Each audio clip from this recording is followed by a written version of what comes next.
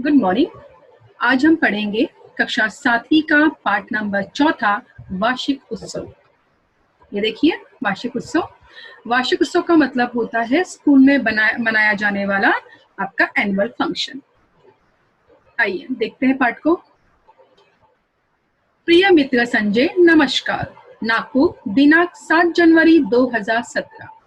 ये देखिए, मैंने एक लड़के की यहाँ फोटो दिखाई है।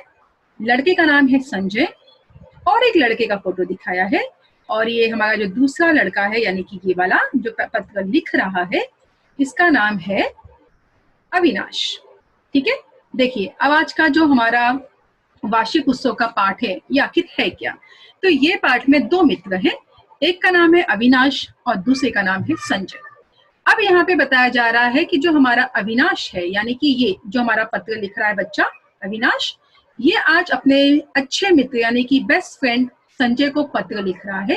इसीलिए आपने ध्यान दिया होगा, तो यहाँ लिखा है प्रिय मित्र संजय नमस्कार, यानी अविनाश ने लेटर लेके बैठ चुका है और वो लेटर लिख रहा है संजय को और कुछ बताना चाहता है।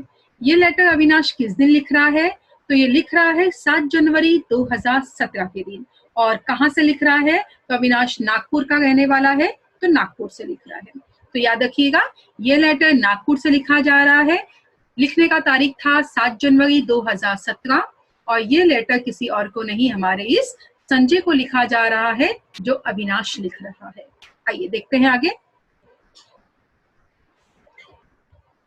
ये आपका पहला पैराग्राफ है। तुम्हारा पत्र मिला, तुम्हारे विद्यालय में संपन्न। संपन्न एक नया शब्द है। संपन्न का मतलब होता है मनाया गया। संपन्न हुए वार्षिक उत्सव का वर्णन पढ़कर बहुत आनंद आया।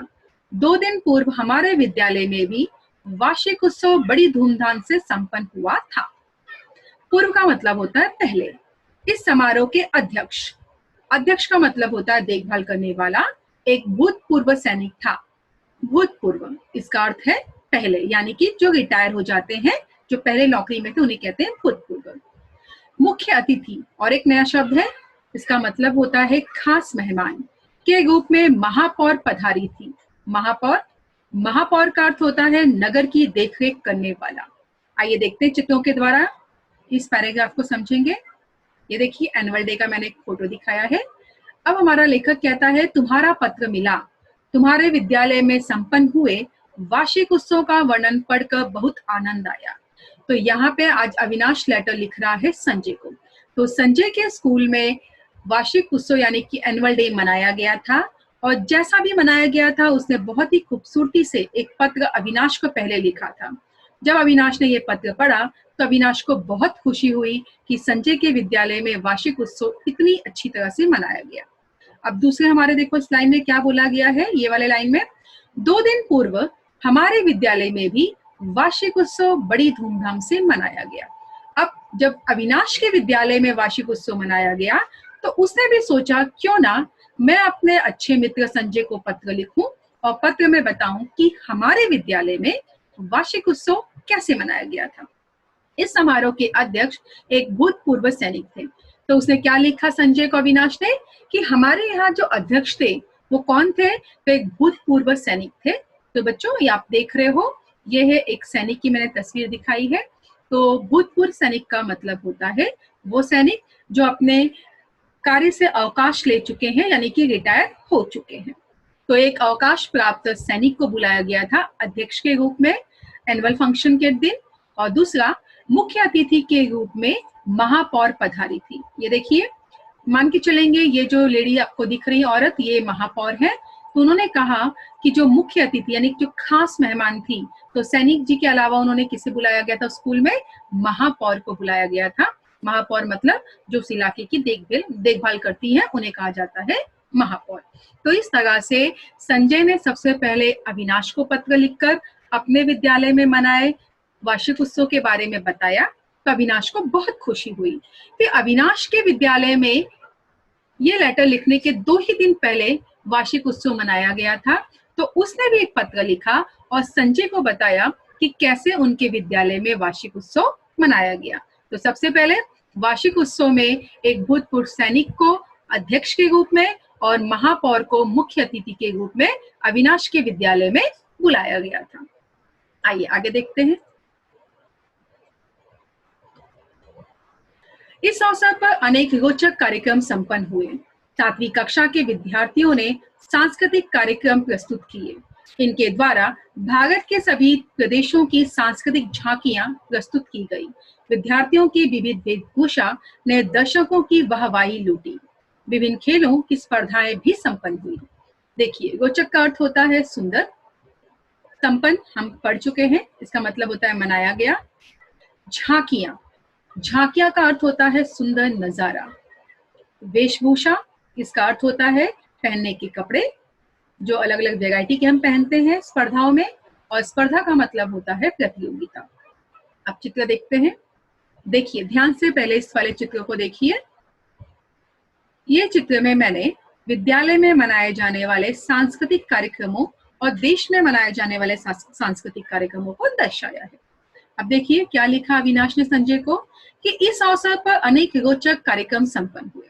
तो उसने पत्र में लिखा कि संजय, हमारे विद्यालय में काफी अच्छे और सुंदर कार्यक्रम मनाए गए थे। 7वीं कक्षा के विद्यार्थियों ने सांस्कृतिक कार्यक्रम प्रस्तुत किया। तो उसने बताया कि जो ये कल्चरल प्रोग्राम था, यानी सांस्कृतिक कार्यक्रम, ये 7वीं कक्षा के विद्यार्थियों ने प्रस्तुत किया था। इनके द्वारा भारत के सभी प्रदेशों की सांस्कृतिक झांकियां प्रस्तुत की गई। साथ ही उसने बताया कि जो 7th स्टैंडर्ड के बच्चों ने सांस्कृतिक कार्यक्रम प्रस्तुत किया था, उसमें भारत के सभी प्रदेशों की सुंदर सुंदर जो नजारे होते हैं वो प्रस्तुत किए गए थे। तो जैसे बच्चों, अपने विद्यालय में भी हम एनुअल डे मनाते हैं, तो उसमें हम क्या करते हैं, देशभक्ति वाला गाना गाते हैं, या देशभक्ति वाले किसी गाने पे हम नाच दिखाते हैं, यानी कि नृत्य करते हैं। तो उसी तरह यहाँ पर भी बच्चों ने अलग अलग देशों की और अलग अलग प्रदेशों की जो वेशभूषा होती है वो पहनकर झांकियां प्रस्तुत की थी। विद्यार्थियों की विविध वेशभूषा ने दर्शकों की वाहवाही लूटी। तो बच्चे इतने खूबसूरत दिख रहे थे, तो मानो सभी ने बच्चों की वाहवाही की कि बच्चे बहुत खूबसूरत दिख रहे हैं। और बच्चों को ये सुनकर बहुत ज्यादा खुशी हुई कि जो भी उन्होंने अवतार लिया है, यानी कि जो कपड़े पहने हैं, उनमें वो बहुत ही ज्यादा खूबसूरत लग रहे हैं। अगला क्या हुआ था, विभिन्न खेलों की स्पर्धाएं भी संपन्न हुई।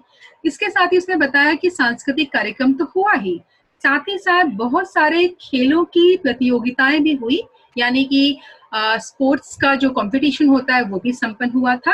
तो इस तरह से मैंने यहाँ बताया है कि कैसे बच्चों ने अलग अलग कपड़े पहने थे, हर एक प्रदेश के हिसाब से, हर एक राज्य के हिसाब से, और वो बहुत ही खूबसूरत दिख रहे थे। तो ये पैराग्राफ में हमने यही पढ़ा कि सांस्कृतिक कार्यक्रम हुआ स्कूल में, बच्चों ने सबकी वाहवाही लूटी, यानी सबने बच्चों की तारीफ की, और बहुत सारे जो खेल की स्पर्धाएं थी वो भी संपन्न हुआ। अगला,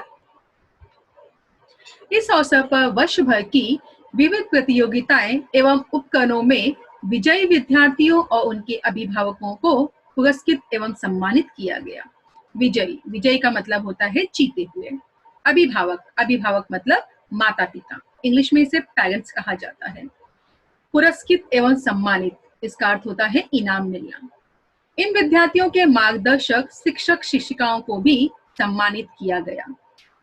देखिए, अब हमने यहाँ क्या देखा, यहाँ अविनाश लिख रहा है संजय को इस पैराग्राफ में कि इस अवसर पर क्या हुआ था, जो लोग जीते थे, जो बच्चे, उन बच्चों को और उनके माता पिता को क्या किया गया, इनाम दिया गया। तो आप देख सकते हो, ये पहले वाले चित्र में मान लो एक बच्ची जीती है कोई तो कंपटीशन यानी स्पर्धा, और उसे इनाम मिला जा रहा है विद्यालय की तरफ से।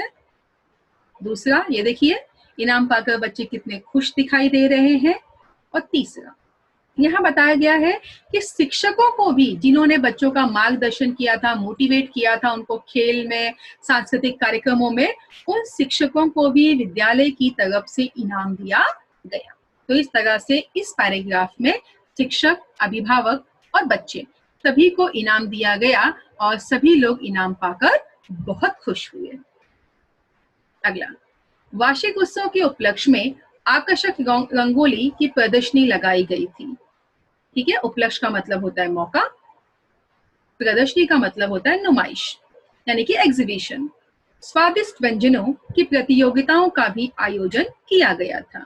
इसमें विद्यार्थियों ने बढ़ चढ़कर हिस्सा लिया। इन सभी की अतिथि महोदया एवं अध्यक्ष जी ने मुक्त कंठ से सराहना की। स्वादिष्ट व्यंजन का अर्थ होता है मजेदार खाना। मुक्त कंठ से सराहना का मतलब होता है खुले मन से तारीफ करना या खुले दिल से तारीफ करना, वो भी चलेगा। देखिए पहला चित्र, रंगोली का चित्र दिखाया है मैंने। यहाँ पे मैंने बताया है कि वार्षिक उत्सव में उस समय अविनाश के विद्यालय में रंगोली का भी एग्जीबिशन लगाया गया था, यानी जिन्होंने अच्छी रंगोली बनाई थी वो नुमाइश के रूप में रखी गई थी। साथ ही साथ बच्चों का स्वादिष्ट व्यंजनों का भी एक प्रतियोगिता रखी गई थी, यानी जो बच्चे स्वादिष्ट खाना बना रहे थे उसका एक कंपटीशन रखा था। बच्चों ने इस कंपटीशन में बढ़ चढ़ के हिस्सा लिया और जो भी हमारे अध्यक्ष और महापौर आई थी उन्होंने बच्चों की, स्कूल की, टीचरों की, सबकी खुले मन से तारीफ की कि टीचरों के मार्गदर्शन के द्वारा ही बच्चों ने ये सभी चीजें बहुत बेहतरीन तरीके से करके दिखाई है। अगला, मुख्य अतिथि ने अपने भाषण में विद्यार्थियों को प्रतियोगिताओं में प्राप्त सफलता पर बधाई दी। उन्होंने अपने विद्यार्थी जीवन की कई घटनाएं सुनाई। मुख्य अतिथि ने बच्चों को बताया कि वे माता पिता और गुरुजनों की प्रत्येक बात ध्यान से सुने और उनका पालन करें। विद्यालय में सिखाई गई बातें उन्हें हमेशा संबल देती रहेंगी। अब संबल का मतलब होता है सहारा। ये देखिए, मुख्य अतिथि ने अपने भाषण में विद्यार्थियों को प्रतियोगिताओं में प्राप्त सफलता पर बधाई दी, यानी कि जो हमारी मुख्य अतिथि हमारे थे, यानी कि भूतपूर्व सैनिक, उन्होंने बच्चों को बधाई दी। उसके बाद क्या हुआ, उन्होंने अपने जो जीवन की घटनाएं थी उन्होंने वो भी बताया। जो महापौर आई थी उन्होंने भी अपनी घटनाएं सुनाई। साथ ही अतिथि जी ने क्या बताई, उन्होंने बताया कि माता पिता और गुरुजनों की हमें बात ध्यान से सुननी चाहिए। तो बेटा हमेशा याद रखो कि हमारे जो माता पिता होते हैं वो हमारी जिंदगी में बहुत ही अहमियत रखते हैं। ये देखिए, जब बच्चा छोटा होता है तो कैसे माँ बाप बड़े प्यार से बच्चे को गोद में ले रहे हैं, उसे चलना, बोलना, अच्छी बातें सब सिखाते हैं। तो अगर कभी माता पिता आपको डांट देते हैं तो उनके डांट का हमें कभी बुरा नहीं मानना चाहिए, क्योंकि उसमें भी हमारी भलाई छिपी रहती है। तो माता पिता के बारे में, गुरुजनों के बारे में, यानी कि टीचर्स के बारे में जो महापौर जी थी उन्होंने उनकी अहमियत बताई कि जीवन में शिक्षक और माता पिता का क्या स्थान होता है। विद्यालय में सीखी गई बातें हमेशा हमें संबल देती हैं। संबल का मतलब होता है सहारा। तो इस तरह से बताया गया है कि जो भी बच्चा विद्यालय में ध्यान से पढ़ता है, जो टीचर की सिखाई गई रास्तों पे दिया जाता है, उनकी सिखाई गई बातों को फॉलो करता है, वही बच्चा आगे चलकर सफलता प्राप्त करता है। तो इस तरह महापौर जी ने और भूतपूर्व जो सैनिक थे वो दोनों जनों ने ही बच्चों को समझाया कि क्या बच्चों के लिए अच्छा है और क्या बच्चों के लिए बुरा होता है। अगला, समारोह के अध्यक्ष ने विद्यालय की रचनात्मक गतिविधियों की प्रशंसा की और कहा, देश होगा तभी, ये देखिए, बलवान जब बलिदान देगा हर नौजवान। रचनात्मक गतिविधियां का मतलब होता है सुंदर कार्य, प्रशंसा का मतलब होता है तारीफ। तो उन्होंने क्या तारीफ में कहा, जो भूतपूर्व सैनिक आए थे उन्होंने कहा, देश होगा तभी बलवान जब बलिदान देगा हर नौजवान। यानी जब हर नौजवान यानी हर इंसान के दिल में देश के प्रति मर मिटने की एक जो इच्छा है वो पैदा हो जाएगी, तभी देश बलवान होगा। उन्होंने विद्यार्थियों को देश एवं समाज के लिए त्याग करने के हेतु तत्पर रहने के लिए प्रेरित किया। त्याग का मतलब होता है बलिदान और तत्पर का मतलब होता है तैयार रहना, और प्रेरित का मतलब होता है प्रेरणा देना, यानी कि मोटिवेट करना। हिंदी के महत्व को बताते हुए समझाया कि इसका उपयोग अनुवाद, संचार माध्यम, फिल्मों एवं संपर्क भाषा के रूप में बढ़ रहा है। उन्होंने साथ में ये भी बताया कि देश में बलिदान होने के अलावा हिंदी का हमारे यहाँ क्या महत्व है। तो उन्होंने बताया कि हिंदी का उपयोग अनुवाद का मतलब होता है ट्रांसलेटर के रूप में होता है। संचार माध्यम, इसका मतलब होता है बातचीत करने का जरिया। फिल्मों एवं संपर्क भाषा के रूप में भी बढ़ रहा है। आपको हिंदी का अध्ययन करना जरूरी है। संपर्क का मतलब होता है मेलजोल। तो इस तरह से जो हमारे भूतपूर्व सैनिक आए थे उन्होंने बच्चों को कहा कि भाई देश के लिए हमें जागरूक होना है और मर मिटने का जज्बा अपने अंदर रखना है। साथ ही उन्होंने हिंदी का भी उपयोग बताया कि कैसे हिंदी भाषा का उपयोग आजकल संचार माध्यम में, ये देखिए, संचार माध्यम का मतलब होता है बातचीत करने में कैसे आजकल हिंदी का उपयोग किया जा रहा है, कैसे हिंदी के बहुत सारे कॉल सेंटर खुल गए हैं, जहां आप जो भी दिक्कत है हिंदी में बोलिए, वो हिंदी में ही उसका उत्तर देते हैं। यहाँ तक कि फिल्मों की शूटिंग में भी हिंदी का बहुत ज्यादा अहमियत है, क्योंकि बहुत ज्यादा मूवी हिंदी में ही बनती है। तो इस तरह उन्होंने बच्चों को कहा कि हमें हिंदी बोलने पर जोर देना चाहिए और हिंदी का जो लिखाई पढ़ाई है उस पर भी जोर देना चाहिए। अगला, मुझे विश्वास है कि वार्षिक उत्सव समारोह का वर्णन पढ़कर तुम्हें आनंद होगा। चाचा जी और चाची जी को मेरा प्रणाम कहना, बहन स्वाति को मेरा स्नेह। स्नेह का मतलब होता है प्यार। ये देखिए, इस तरह से हमारे जो अविनाश थे उन्होंने संजय को लिखा कि संजय, जो भी मैंने कुछ आज अपने एनुअल डे के बारे में लिखा, ये सुनकर तुमको आनंद आया होगा। तुम्हारे माता पिता यानी कि मेरे चाचा चाची को मेरा प्रणाम कहना और बहन स्नेहा को, बहन स्वाति को स्नेह यानी कि प्यार देना। तो इस तरह मैंने ये जो परिवार दिखाया है, हम मान के चलेंगे ये हमारे संजय का परिवार है, जहाँ उनके माता पिता, छोटी बहन स्वाति और संजय है। तो इस तरह से अविनाश ने संजय को पत्र लिखकर अपने विद्यालय में मनाए गए जो वार्षिक उत्सव था उसके बारे में जानकारी दी। अब देखिए बेटा, जब पत्र एंड होता है, लास्ट होता है, तो वहां पे अविनाश ने अपना नाम लिखा, तुम्हारा प्रिय मित्र अविनाश। तो इस तरह से यहाँ पर अविनाश ने अपने पत्र के बारे में लोगों को बताया। चलिए अब क्वेश्चन आंसर देखते हैं। ये देखिए, ये आपके सही शब्द चुनकर वाक्य फिर से लिखो है। पहला है, इस समारोह के अध्यक्ष एक डैश सैनिक थे। 3 ऑप्शन है, संस्था, प्रधान और भूतपूर्व। तो सही उत्तर है भूतपूर्व। दूसरा, अध्यक्ष ने विद्यालय की डैश गतिविधियों की प्रशंसा की। सौंदर्यपूर्ण, रचनात्मक, कृति प्रधान। तो उत्तर है आपका रचनात्मक। अगला, अतिथि के रूप में डैश पधारी थी। तो आपके ऑप्शन है प्राचार्य, महापौर, उप महापौर। तो उत्तर है महापौर। विभिन्न खेलों की डैश संपन्न हुई। प्रतियोगिताएं, स्पर्धाएं, प्रतिद्वंदिताएं। तो आंसर है स्पर्धाएं। अगला, जोड़े मिलाइए अ और ब। मैंने पहले में लिखा है अध्यक्ष, नीचे लिखा है मुख्य अतिथि, अगला लिखा है हिंदी और उसके नीचे लिखा है स्वादिष्ट, और यहाँ पे ब में लिखा है संचार माध्यम, भूतपूर्व सैनिक, व्यंजन, महापौर। तो आप लोगों को इसके आंसर सामने सामने लिखना है। जैसे जो भी आपको लग रहा है उसके सामने लिखिएगा। जैसे यहाँ पे अगर हिंदी है तो हिंदी का करेक्ट आंसर क्या होता है, संचार माध्यम। तो जो भी आपको सामने सामने लग रहा है आप सामने सामने आंसर लिखेंगे। अगला, यह है आपका स्वामत का प्रश्न। हमें अपने माता पिता की बात माननी चाहिए। तो आपको ऐसा क्यों लगता है कि हमें अपने माता पिता की बात माननी चाहिए? इसका जवाब आपको 8 से 10 लाइन में लिखकर अपनी नोटबुक में तैयार करनी है। आई होप आप लोगों को ये पार्ट समझ में आ गया होगा। Thank you so much.